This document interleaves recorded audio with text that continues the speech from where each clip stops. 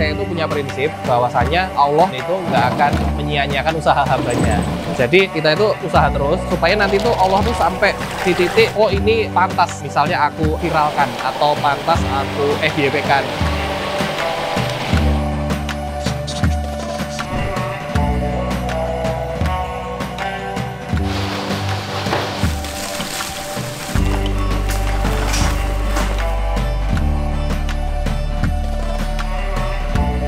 Assalamualaikum warahmatullahi wabarakatuh. Perkenalkan, nama saya Raka. Saya adalah owner dari Kentung Snack.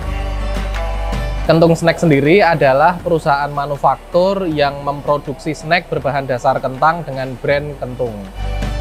Lokasi produksi kami berada di Desa Sukoreno, Kabupaten Kulon Progo, Yogyakarta. Memang basicnya suka jualan, Mas. Dari tahun 2011 sudah mulai jualan. Begitu lulus kuliah, saya bekerja profesional sebagai salah satu karyawan BUMN. Setelah itu keluar, baru mulai bisnis lagi. Cuman belum langsung ke Kentung. Jadi ada 3 usaha yang gagal semua. Nah, 2021 baru mulai Kentung ini. Kentung Snack berdiri di tahun 2021. Saya mulai sendiri, potong sendiri, goreng sendiri, membumbui sendiri, sampai saya yang keliling-keliling ke toko-toko untuk menawarkan produk sendiri gitu. Modal awal itu kita di 300.000 sebenarnya modal awal. Kenapa kok 300.000 ya? Kita sengaja di 300.000 karena Kentung Snack ini usaha ke-14. Jadi bisa dibayangin 13 usaha semua bangkrut, bisa dibayangin ya udah keluar uang, tenaga, dan waktu seberapa banyak. Makanya di Kentung ini coba saya men-challenge diri sendiri, modal seminim mungkin dan dengan barang-barang yang udah ada di rumah sebenarnya. Nah, terus 300.000 itu untuk kita beli sesuatu yang saya nggak punya. Ya, kentang kan saya nggak punya, bumbu saya nggak punya, kemasan saya nggak punya, sama sealer. Terus alat-alatnya dari mana? Alat potong apa segala macam. Nah, alat potong itu saya awalnya pakai peeler yang untuk ngupas kentang itu. Jadi setelah kentangnya itu saya kupas bersih, saya serut lagi tuh sampai habis tuh kentangnya. Nah, dulu awal mula kayak gitu.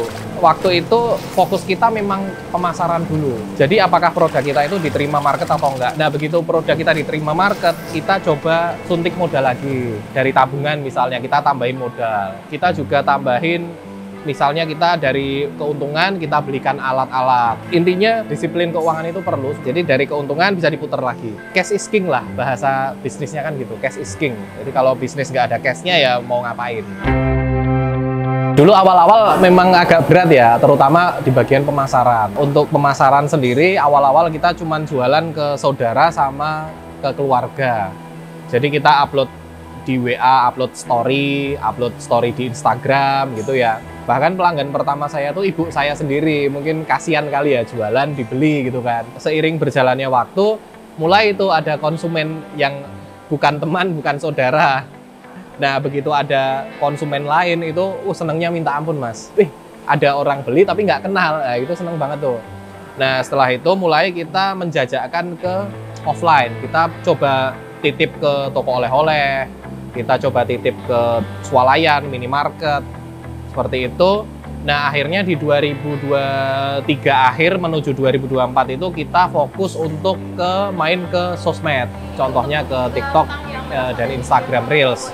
Nah, dari situ mulai tuh penjualan online kita mulai kenceng banget, Mas. Mulai kenceng banget, akhirnya kita mulai ekspansi juga, sampai yang tadinya belum punya pabrik sendiri, sampai akhirnya sekarang udah punya pabrik sendiri gitu. Untuk membuat produk Kentung Snack ini sebenarnya kita trial cukup lumayan lama. Dari mulai kentang yang dipakai, terus bumbu-bumbu yang dipakai juga. Jadi kita nggak pakai bumbu langsung jadi kita tuang gitu, enggak, Mas. Tapi kita coba perbandingkan dari beberapa resep, kita modif-modif sendiri, akhirnya ketemulah resep yang pas di lidah. Terus itu pun nggak langsung kita launching, kita harus tes pasar dulu. Misal ada yang kasih masukan keasinan, ada yang kasih masukan kepedesan. Nah, itu kita tampung semua, akhirnya bisa dapat seperti yang sekarang ini. Jadi untuk strategi pemasaran memang kita open kitchen lah ya, bahasa kalau orang sekarang kan open kitchen. Jadi memang kita terbuka bener masalah dapur, kita spill, bahkan kita live aja, live dapur gitu. Artinya si customer itu bisa mendapatkan kepercayaan dari kami masalah kebersihan. Terus yang kedua, kita itu selalu terus update algoritma dari setiap sosmed. Contoh TikTok, Reels, itu kita selalu update. Apa sih kira-kira konten-konten yang rame gitu. Contoh, kita nge-spill dapur produksi kita karena bersih gitu ya. Nah itu penontonnya bisa sampai 2,8 juta dan itu membawa omset yang cukup lumayan untuk bisnis kita gitu. Prinsip hidup saya itu nggak mau hutang, apalagi hutang yang berbunga ya. Nah itu memang saya hindari. Nah terus caranya gimana sih untuk mengembangkan bisnis ini ya dari cash flow tadi itu. Jadi kita memang harus disiplin secara keuangan. Nah, caranya gimana? Kita harus memisahkan antara uang pribadi sama uang perusahaan. Nah, uang perusahaan itu khusus untuk perusahaan aja. Nah, kita sebagai owner itu digaji sebenarnya. Jadi ketika kita 1 bulan itu udah digaji, lalu kelihatan ada keuntungan sekian, nah itu diputar lagi tuh untuk pengembangan di bulan depannya.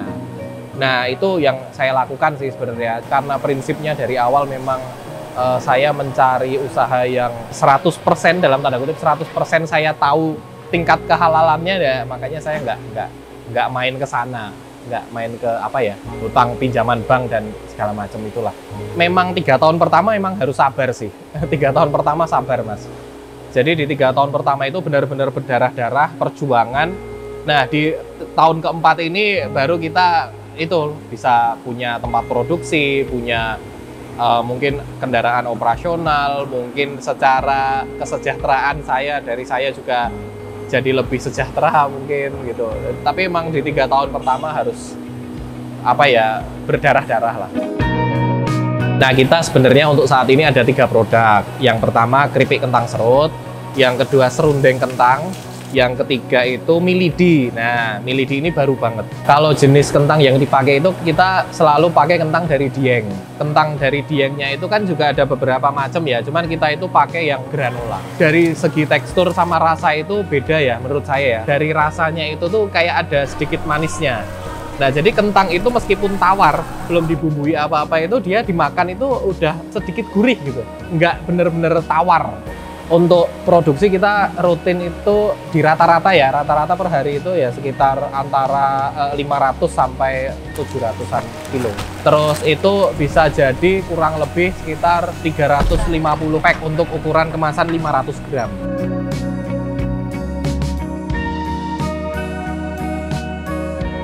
Di sosmed itu suka yang produknya itu kelihatan dalamnya. Jadi ketika kita memutuskan untuk launching itu, nah malah justru rame di sosmed.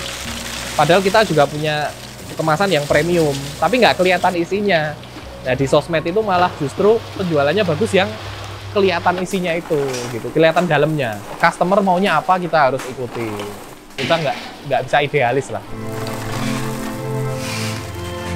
Nah kalau untuk tahapannya kita dari kentang mentah itu kita proses ke pengupas. Pengupas itu kita menggunakan mesin, jadi dia itu sekaligus mencuci kentangnya juga. Nah dari pengupas kentang kita lanjut ke proses perajangan kentang. Ya itu kita rajang tipis-tipis. Setelah proses perajangan kentang kita cuci 3 kali sampai 4 kali sampai bersih kentangnya itu. Setelah dicuci kita rendam pakai garam dan soda kue.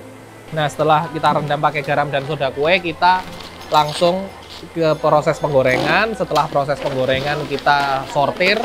Setelah proses penyortiran kita itu ada proses lagi pembumbuan. Setelah pembumbuan kita ada proses pengemasan. Setelah pengemasan baru kita distribusikan ke entah itu toko-toko ataupun kita kirim atau kita packing secara online untuk kita kirim online gitu. Ada beberapa pelajaran ya yang bisa diambil ketika saya itu usaha dulu gagal terus. Yang pertama itu waktu dulu ya itu tuh saya nggak pernah belajar. Artinya nggak pernah belajar itu ya udah saya cuman jualan mengandalkan keberuntungan. Padahal sebenarnya bisnis itu mengikuti ownernya gitu. Nah ketika ownernya itu bertumbuh, otomatis bisnisnya juga ikut bertumbuh. Itu yang menurut saya itu cukup berpengaruh di perjalanan usaha saya itu. Awalnya saya itu orang yang nggak suka ngonten, akhirnya mau nggak mau terpaksa harus belajar ngonten. Yang tadinya nggak pede di depan kamera, otomatis harus pede di depan kamera. Nah itu perlu proses juga sih sebenarnya, nggak langsung tahu saya pede di depan kamera gitu, enggak. Cuman ya kita harus improve terus lah tiap hari gitu. tips sederhana dari saya. Itu yang pertama, harus ngonten. Jadi emang di zaman sekarang itu pertama itu harus konten, mau nggak mau, suka nggak suka harus konten. Karena konten itu sekarang sistemnya sosial media ya, hampir semua itu adalah kita sosial media itu menyebarkan video. Jadi udah nggak based on followers lagi. Jadi mereka meskipun followersnya 0, video mereka itu kalau dirasa bagus oleh suatu platform akan disebarluaskan. Nah itu makanya kita harus konten, itu yang pertama. Terus yang kedua, personal branding juga penting sih, personal branding, karena supaya si customer itu percaya dengan kita. Nah, setelah 2 itu dilakukan, biasanya nanti yang lain mengikuti. Contoh, kita promosi masalah produknya, kita mempromosikan masalah kualitasnya, kita mempromosikan masalah perilakunya. Jadi si produk kita ini cocoknya untuk kegiatan apa. Terus bisa juga dari si produk ini kira-kira kebutuhan customer itu apa. Terus dari produk ini kita bisa angkat value-nya apa, dan seperti itu. Buat teman-teman yang penasaran dengan produk dari Kentung Snack, bisa kunjungi aja di sosial media kita ya. Kentung Snack, cari aja di Instagram, di TikTok, seperti itu. Atau bisa dikunjungi marketplace kita, ada Tokopedia, Shopee, Lazada, dan TikTok Shop. Atau kalau mau WA-an sama admin kita juga bisa di 081 912 668 665. Terima kasih udah menonton video ini sampai habis. Jangan lupa subscribe channel Cap Capung.